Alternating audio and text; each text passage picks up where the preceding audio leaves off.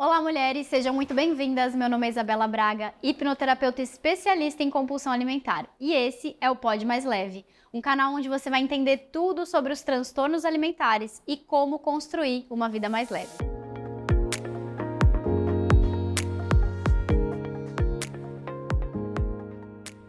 Hoje a gente vai bater um papo sobre remédios para emagrecer.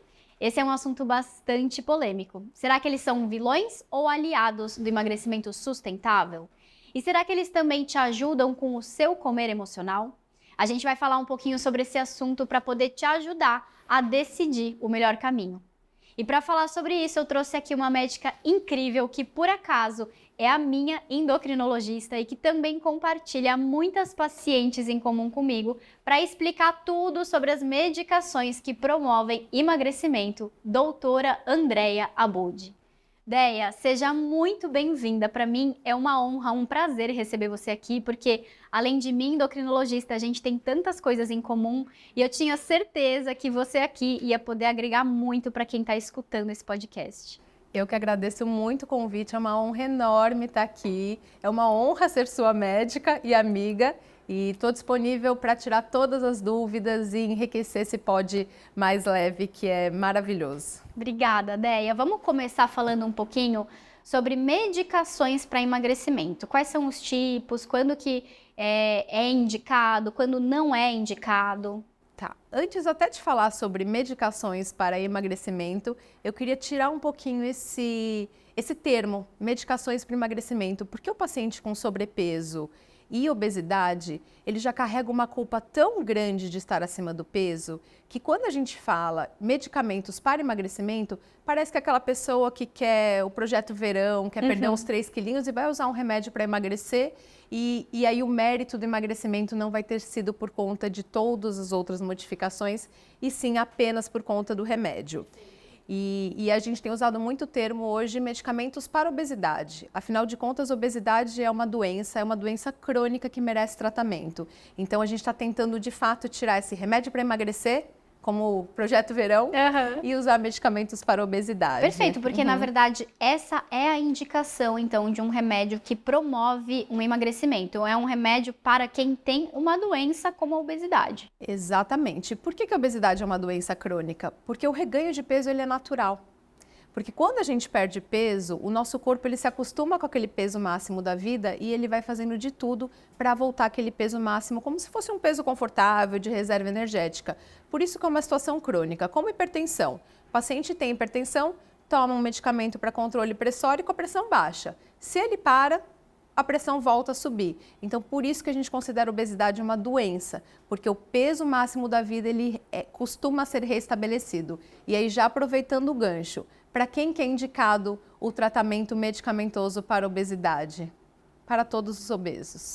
E é difícil falar isso porque muitos pacientes acabam tentando por conta própria, tentam modificação do estilo de vida e não conseguem perder peso, acabam frustrados, isso só leva ao ganho de peso cada vez maior. Então, hoje os guidelines mundiais sobre obesidade defendem a ideia da gente tratar do ponto de vista medicamentoso. Isso não significa que não vamos tratar de uma maneira multidisciplinar, mas defende o tratamento medicamentoso para obesidade para todos os pacientes. Então, se a pessoa não se encaixa num nível de obesidade, você precisa avaliar se realmente a medicação vai ser necessária ou se até ela é indicada, certo? Exatamente. Se ela tem um sobrepeso, muitas vezes a gente consegue, né? Muitas vezes a gente consegue perder peso sem a necessidade de um apoio medicamentoso. Mas com obesidade, é claro, tem um ou outro que consegue. Tem, mas os estudos recentes mostram que, olha, esses dados são meio chocantes, Bela. Pacientes não tratados do ponto de vista medicamentoso, com IMC acima de 35, 1 a cada 1000 revertem a obesidade espontaneamente, sem tratamento medicamentoso. 1 a cada 1000. Então pensa, a chance de uma pessoa obesa conseguir perder peso sem o tratamento medicamentoso ou sem algum, né, que seja cirurgia bariátrica, é muito baixa. Existe aquelas pessoas que conseguem, existem, mas é isso, os dados mostram que por tudo, pelo ambiente obesogênico que a gente está vivendo, né, índices de depressão, de ansiedade, sedentarismo, tudo isso acaba contribuindo para manutenção na obesidade ou para o reganho de peso. Então, esse é um dos motivos pelos quais a gente indica tratamento medicamentoso para obesidade se não houver contraindicações, né? E aí, esse é um ponto importante. Cada medicação, ela tem um mecanismo de ação diferente e ela pode ter interação com outras drogas e algumas contraindicações. Então, a gente precisa avaliar pela história clínica, o uso de outras medicações associadas, qual que vai ser o melhor medicamento para aquele perfil de paciente. Não é colocar todo mundo na mesma caixinha e falar assim, você Isso não existe, deve usar né? tal remédio. Claro que em estudos, os medicamentos, né, tais remédios levam a uma perda de peso maior, mas depende muito do perfil de cada paciente e do tipo de padrão alimentar, né? É uma compulsão alimentar, é um comer emocional com exagero, é um padrão hiperfágico, é um comedor noturno, né? São padrões diferentes, São padrões, né? e isso a gente só descobre como? Conversando. Uma longa conversa na consulta. Então, indicar o tratamento correto para aquele perfil de paciente é preditivo de sucesso. Perfeito. Tem uma questão que eu queria trazer que nem tá aqui no nosso cronograma, mas que eu acho que é importante falar sobre isso, porque eu vejo muito isso acontecendo aqui no consultório. Bom, famoso Ozempic ou derivados do Ozempic, de canetinhas, e pessoas que sem acompanhamento médico compram e acham que, porque eu quero perder 5 quilos para uma viagem, eu vou usar o Ozempic, ou porque eu tenho um comer emocional e estou engordando.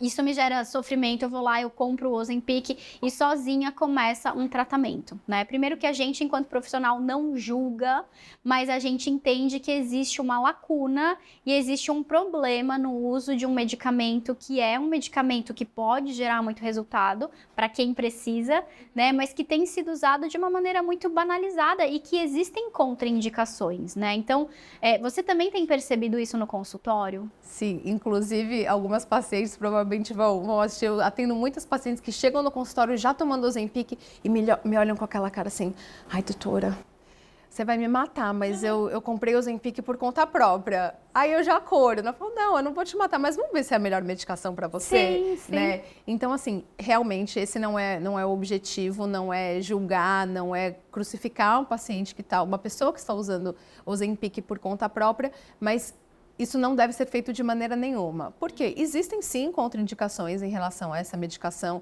existem efeitos colaterais que não adianta você perguntar para a vizinha, para a amiga o que fez, o que melhorou, porque vai de acordo também do seu padrão alimentar, das medicações que você usa. Por exemplo, você tem uma doença do refluxo gastroesofágico, que é uma condição comum grave. Eu tenho. Às vezes o Ozempic não vai ser a melhor medicação, pode até piorar o quadro de refluxo. Então, tratar o refluxo e depois usar o Ozempic, aí são outros 500. Acompanhar com enzimas hepáticas, enzimas pancreáticas, isso é fundamental no tratamento. Então, a gente precisa indicar o tratamento correto e acompanhar, senão aquela pessoa pode ter mais problema do que benefício. Aí, no fim, gastou um dinheirão. Sim.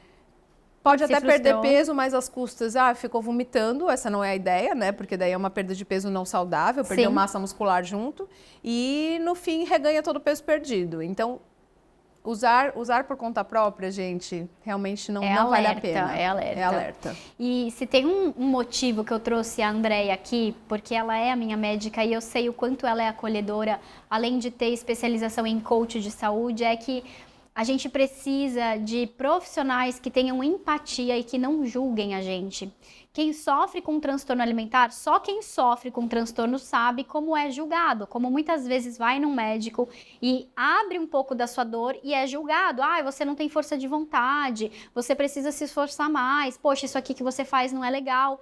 E tudo que a gente não precisa é de um julgamento. E a Andréia, ela é extremamente empática. Então, busque um profissional que possa te acolher, que não vá te julgar pelas suas decisões e que possa, junto com você, segurar na sua mão e construir o próximo passo. É isso que importa, não é falar assim, não usa remédio ou usa remédio. Não, vamos juntos ver qual que é o melhor caminho para ter resultado, não é, Déia?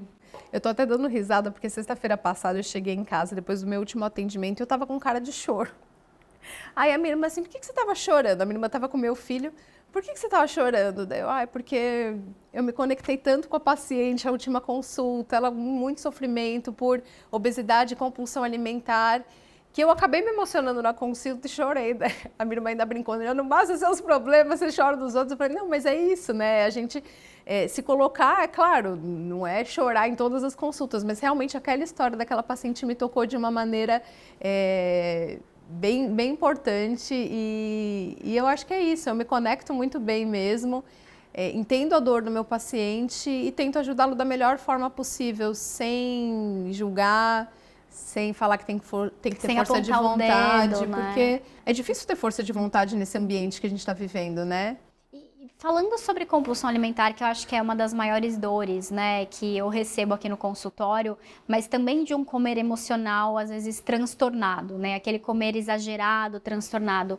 As medicações, elas atuam, a medicação para obesidade, elas atuam no comportamento compulsivo? Tem medicações que sim, né? Recentemente a gente teve o lançamento de uma associação de medicação, que é a bupropiona com naltrexona. Ela tem uma ação nesse comer emocional. O Ozempic, né, que aproveitando que estou falando de uma medicação bastante famosa, né, o Ozempic é uma medicação maravilhosa para a obesidade, então eu adoro, uso muito no consultório e ela atravessa a barreira hematoencefálica, ela então tem ação cerebral, mas mais assim naquele apetite hedônico, de vontade de comer, de prazer e em fome mesmo, saciedade, fome orgânica, tá? Ela não age tão bem, ela não age naquele impulso em comer. Então, sabe aquela coisa, quando eu vi já foi? Nem pensei, quando eu vi eu já comia a geladeira inteirinha. Então ela não tem uma ação legal nesse perfil de paciente. Então a gente pode usar outras medicações, às vezes até em associação, a depender do perfil do paciente, mas uma que iniba essa impulsividade em comer e a outra que reduza o volume de comida. Daí é um tratamento bem interessante. Mas lembrando que nem todo paciente que tem compulsão alimentar é obeso, né, Bela? Exatamente. Eu acho que esses são os que a gente mais perde o diagnóstico. Que demoram para pedir ajuda.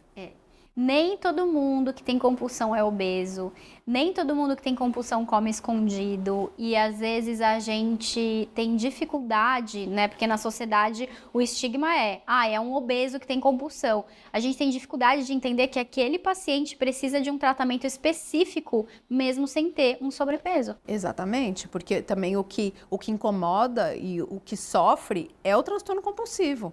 Né, o sofrimento daquele paciente, lógico, com várias repercussões e associações com outras condições psiquiátricas, mas ele não está ligando para o peso, as pessoas não estão falando, mas aquele comportamento alimentar impulsivo, de comer escondido, de exagero, como se sente depois, a culpa, gera muito sofrimento. Muito sofrimento, muito. É sempre nível 10 de 10 de sofrimento, né?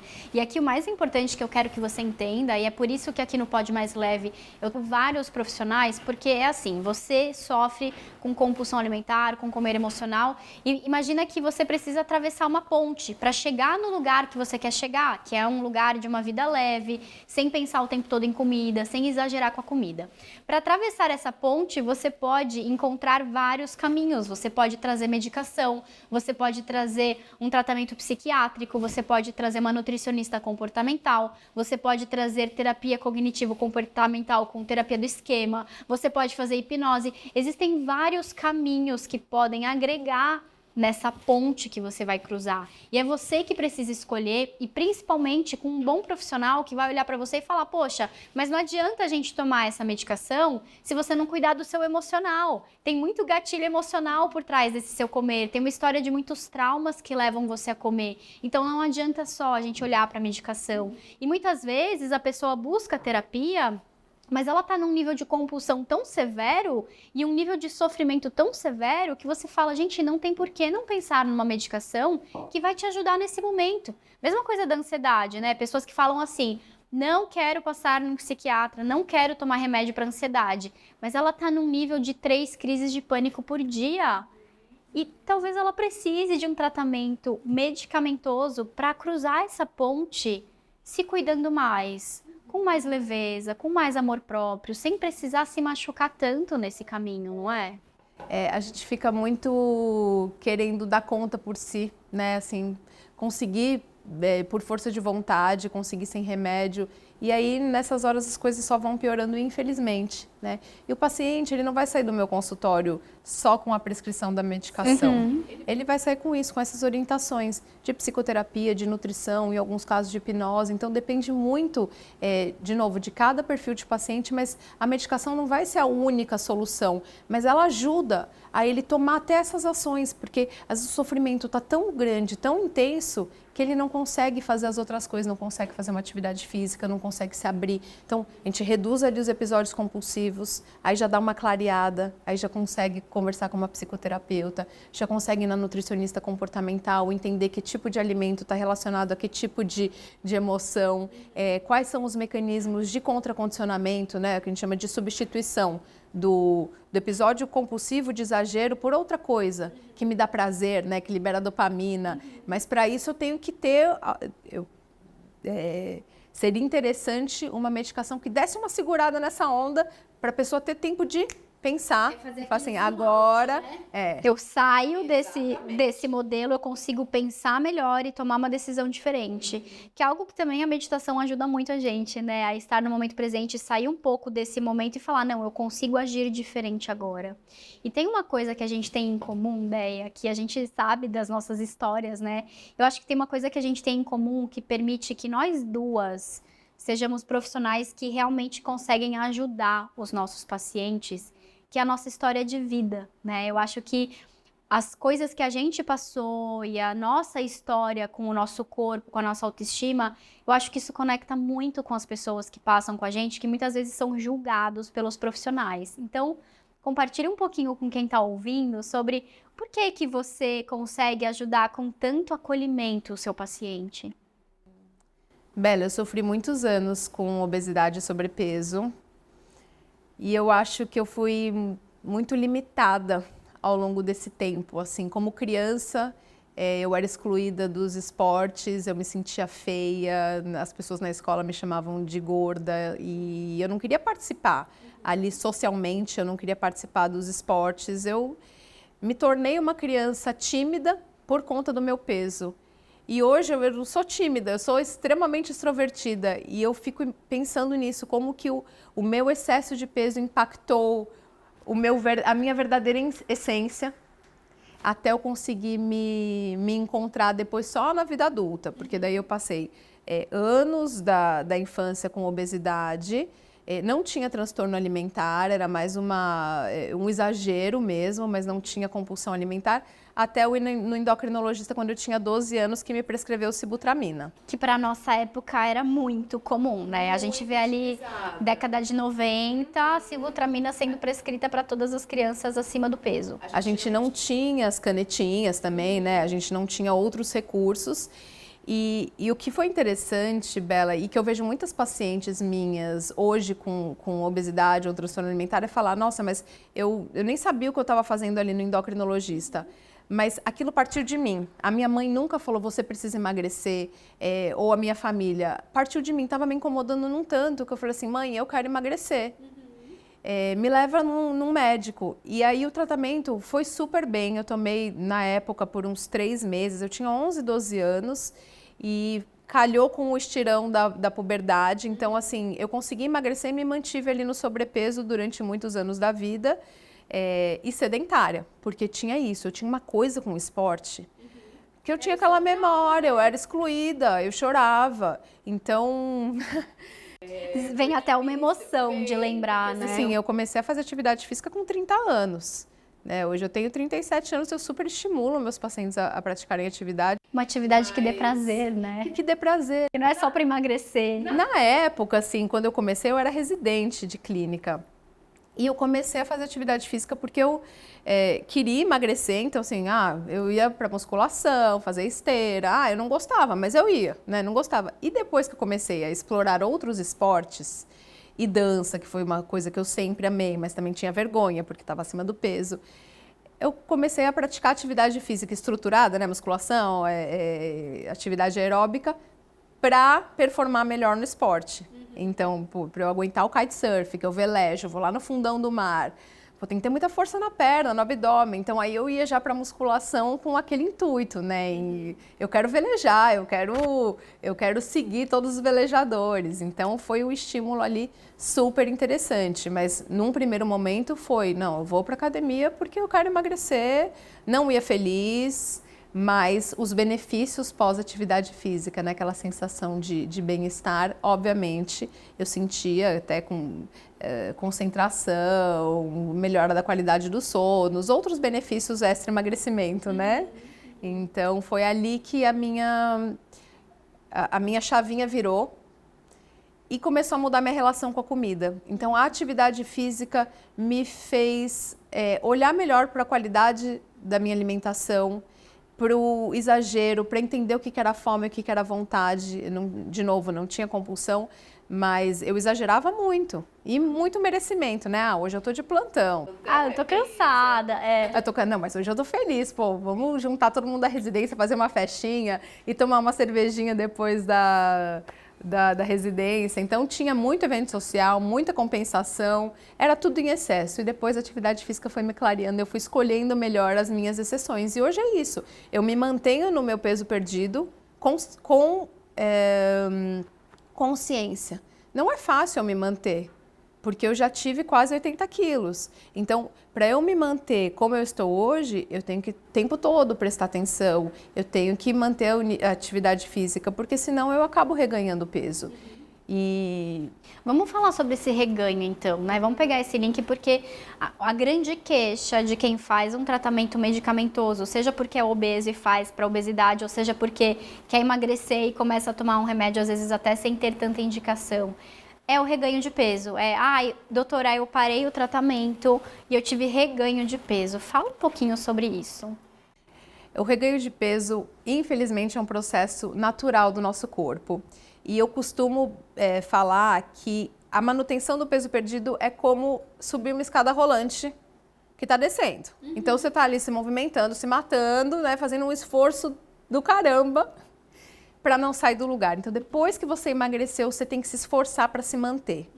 Por que isso? Os nossos hormônios da fome começam a subir, a nossa taxa metabólica basal, que é o quanto eu queimo de caloria ao longo de 24 horas, cai depois que eu emagreço. Então, é um movimento fisiológico do nosso corpo para reganhar esse peso, independente se eu usei remédio ou não. Eu usei a sibutramina, por exemplo, André, usei a sibutramina lá atrás, depois eu não usei, não usei mais medicamento, eu tinha ali o sobrepeso, né, na vida adulta, e o reganho de peso, ele é natural. Eu, na gestação, engordei 18 quilos, né? Então, eu tenho que estar o tempo todo em alerta, porque senão eu reganho meu peso, que o nosso corpo, infelizmente, faz isso. É assim que funciona, né? É assim que funciona. E aí, a medicação, quando você começa a usar a medicação, você tem essa sensação de saciedade, de menor vontade de comer. Só que quando a gente vai emagrecendo e os hormônios da fome voltam a subir, é como se a medicação, eu brinco que é um cabo de guerra. A medicação está puxando aqui para redução do apetite e o seu próprio corpo está puxando para um aumento do apetite. Então, você está usando a medicação, mas não sai do lugar. É nessa hora que o paciente desiste do tratamento. Fala, eu estou gastando dinheiro, estou usando um medicamento e agora não está mais fazendo efeito, então eu vou parar. E aí, o que acontece? Ou ganha o que perdeu, ou ganha mais até do que perdeu, né? Que é aquele ganho extra que fala, nossa, eu até engordei mais 2 quilos do que eu tava antes, né? Porque não teve um desmame ou até uma manutenção correta desse tratamento. E aí, tudo que você faz de tratamento medicamentoso, você jamais pode parar do dia para noite. Você precisa de um acompanhamento para que esse desmame seja feito da maneira correta. Exatamente. E o desmame, quando que ele deve ser feito? Tem pessoas que, infelizmente, a gente não consegue desmamar e a gente, encarando a obesidade como doença crônica, compramos a ideia de vamos manter o tratamento medicamentoso. Mas aqueles que têm indicação e eu me sinto segura em desmamar o remédio, e aí a segurança é o quê? Às vezes o paciente chega, né, perdi o peso, estou no peso que eu queria, vamos tirar o remédio. Mas não é só o peso que eu vou olhar na hora de decidir o desmame. Tá fazendo atividade física? Como tá a relação com a comida? Como tá o autocuidado, o A autoconhecimento? ansiedade, o estresse. Tá passando por um momento, né, emocional, ok, tá difícil, porque senão o reganho ele é mais provável. Então não é só sobre o peso, aliás, o peso é uma das últimas. Assim, você tá fazendo atividade física? E o sono, né? Sono, que a gente ignora a importância do sono, que é um dos principais pilares para a perda de peso, é uma boa qualidade de sono. Então eu olho para tudo isso antes de falar, olha, esse é o momento da gente começar a desmamar.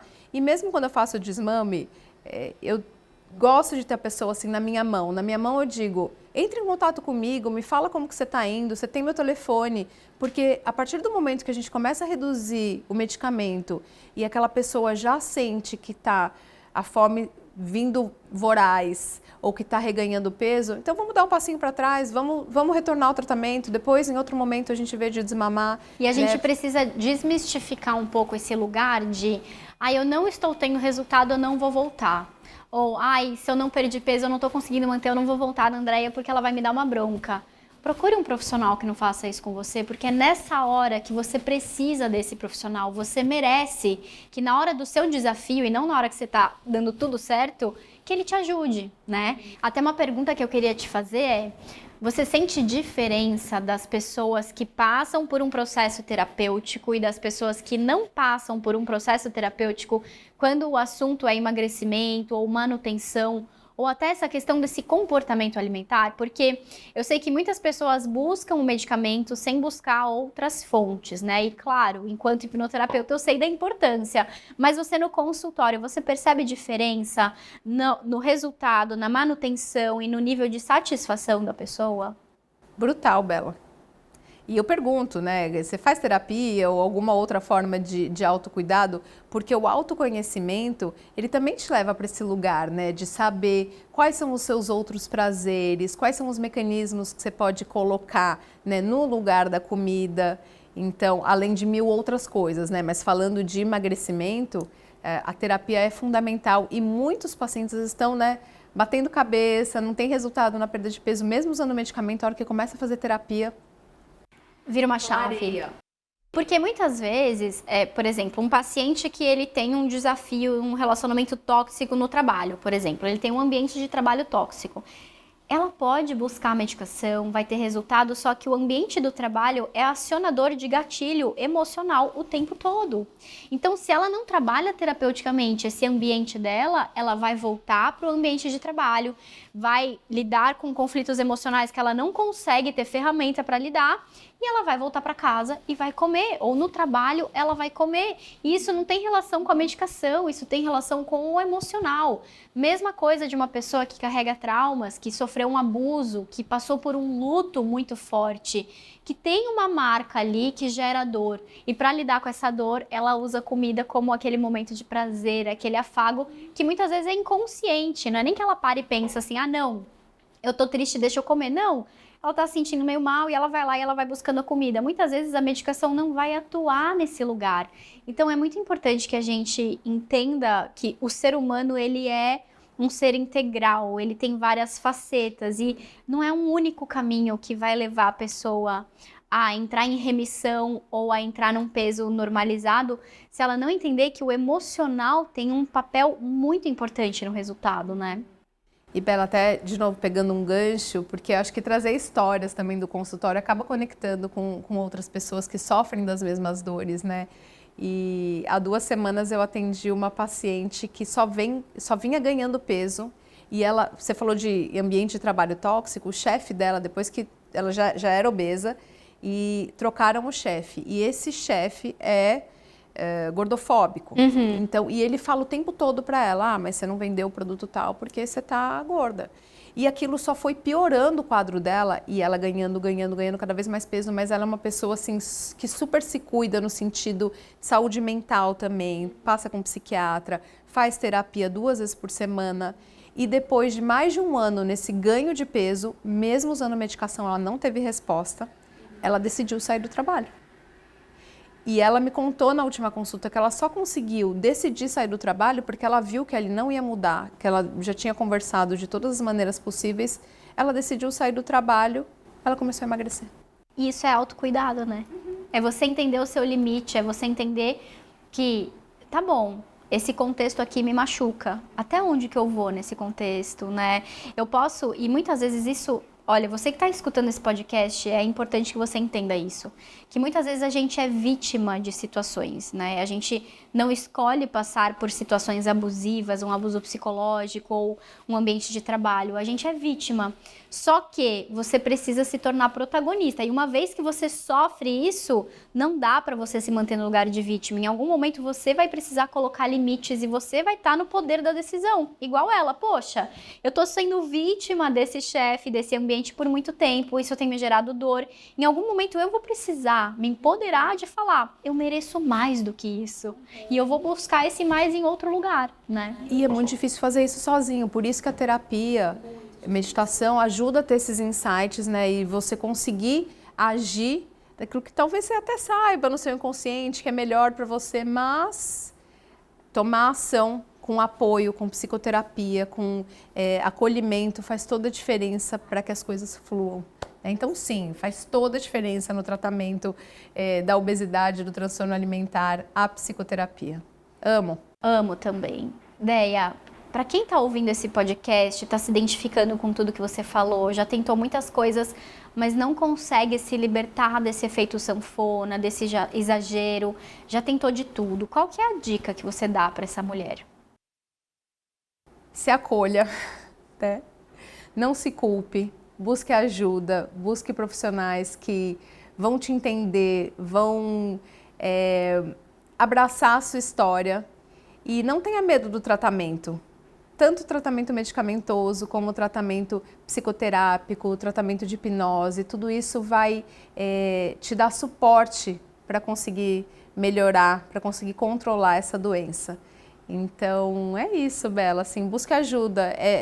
É fácil a gente falar busque ajuda, né? E buscar ajuda não é fácil. E conte com o apoio das pessoas que te cercam, que amam você, porque muitas vezes também tem o julgamento de familiares, né, que está acima do peso. Então, conversa com eles. Obesidade é doença, transtorno alimentar é uma condição psiquiátrica, é doença, merece tratamento. Então, me ajuda, pede ajuda para os seus familiares, porque aí o tratamento tem maior chance de dar certo. E acho que tem uma questão também que é assim, entenda que o seu processo é uma jornada.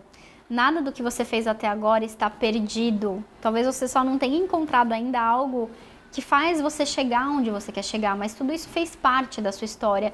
Então não desista, continua trilhando e buscando nessa jornada de autoconhecimento um lugar que vai sim trazer mais entendimento, mais consciência e muito mais mudança para você. Tenho certeza que alguma coisa você vai encontrar que vai fazer você chegar no lugar que você merece chegar. E a gente tá aqui, prova viva disso, de que você consegue chegar. Eu, com a minha história de transtornos alimentares, compulsão, bulimia, anorexia, a Andreia com a história da obesidade, de sobrepeso. Então, somos pessoas que entendemos qual que é a dificuldade, já passamos por isso e a gente tá aqui para te dizer que é possível, que existe um caminho e estamos há muitos anos, né, Deia? Eu há mais de 11 anos sem compulsão, você já há muitos anos mantendo o seu peso equilibrado, então não desiste, existe um caminho, talvez você ainda não tenha encontrado, não é? E é isso, é muito comum as pessoas chegarem em consulta e falarem, nossa, mas eu já tentei de tudo. Não, você já não tentou de tudo. Você pode até ter essa sensação de ter tentado tudo, mas de fato não tentou. Vamos comigo, vamos tentar algo diferente, outra abordagem, outras ferramentas, outro tratamento medicamentoso, outras pessoas que te cercam da equipe Multi, que eu tenho certeza que a gente vai encontrar um caminho. E se não for o primeiro que a gente vai acertar, a gente vai pro segundo, vai pro terceiro, tem milhões de possibilidades. A gente nunca desiste, né? Eu sou igual. Pego na mão e falo, eu não desisto. Se não foi aqui, vai ser ali, a gente vai buscar e vai encontrar. É igual paciente idoso que a gente incentiva a fazer atividade física, né? Fala assim, você ainda não desistiu de mim? Que eu não vou começar a fazer atividade física com 70 anos. Eu não desisto. Toda consulta eu vou insistir. É isso, a gente não desiste nunca. Deia, queria te agradecer por esse bate-papo incrível. Eu tenho certeza que a sua história, a maneira como você conduz, né, todas as suas pacientes e a maneira como você é empática mesmo, porque eu acho que isso tem uma grande virtude sua, é a sua empatia, é a sua escutativa. Todo mundo que passa com você, né, traz essa visão de, nossa, como a Andréia é empática, como ela me escuta, como eu me senti acolhida. E acho que esse é o grande, assim, a grande virtude que você tem de conectar com as pessoas, né, e mostrar para elas que dentro do seu consultório ela vai ter acolhimento e também vai ter resultado. Não é só acolhimento, é resultado também. Então eu queria te agradecer por aceitar esse convite. Foi um prazer receber você aqui. E eu queria que você falasse para quem está escutando ou assistindo esse podcast, como que eles podem te encontrar. Ai, Bela, de novo, muito obrigada pelo convite. Eu amei estar aqui, amei nossa conversa. Você é maravilhosa, eu admiro muito seu trabalho, sua história, como você se conecta também com as pessoas que você cuida. E é um prazer dividir também tantos pacientes com você e ver a melhora, né, que eles apresentam. É verdade, obrigada. Eu tô para quem quiser me achar no Instagram, meu Instagram é DRA, de doutora Andréa, sem I, Abud, ABBUD. Daí lá tem todas as informações do consultório, localização, atendimentos por telemedicina também, né, que hoje a gente faz bastante, e o telefone do consultório. E se tiver dúvidas e sugestões, podem mandar lá